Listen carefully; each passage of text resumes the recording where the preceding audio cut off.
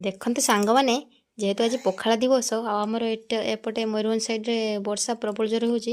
ଆଜି ପଖାଳ ନାହିଁ, ଆଜି ଅଛି ରୁଟି ଆଉ ଇଏ ହେଉଛି ସୋୟାବିନ୍ ତରକାରୀ।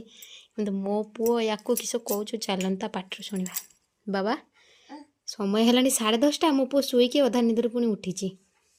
ବାବା ହାମ୍ କରିବ କି? ଈଶା ହାମ୍ କରିବ? ঈଶା ହାମ୍ କରିବ କି? ঈଶା ହାମ୍ କରିବ? ঈଶା ହାମ୍ କରିବ? ଆନ୍ନା ଦିଟା ଆନା। ଆନା କାଇଁ? ଆନା କାଇଁ? এইটা না, এইটার কেইটা তোমাকে আন্না দিচ্ছি দেখো না। এইটা না, এই ছোট্ট ছোট আন্না কি?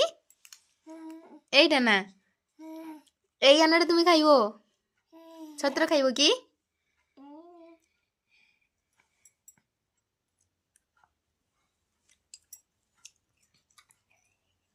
টেস্টি? টেস্টি ହେଇନି କହୁଛ ନା? ଟେଷ୍ଟି ହେଇନି? ଆଉ ଖାଇବ? ଦଉଛି ରୁହ। এইটা ହଉଛୁ ଆନ୍ନା। ଆଳୁ ବୋଲି ଜାଣିପାରୁଛୁ, ଖାଉନି ସେ ନେଇ ମନା କରୁଛି। ସେଟା ପାଟିରେ ବି ରଖିଛି ସେ।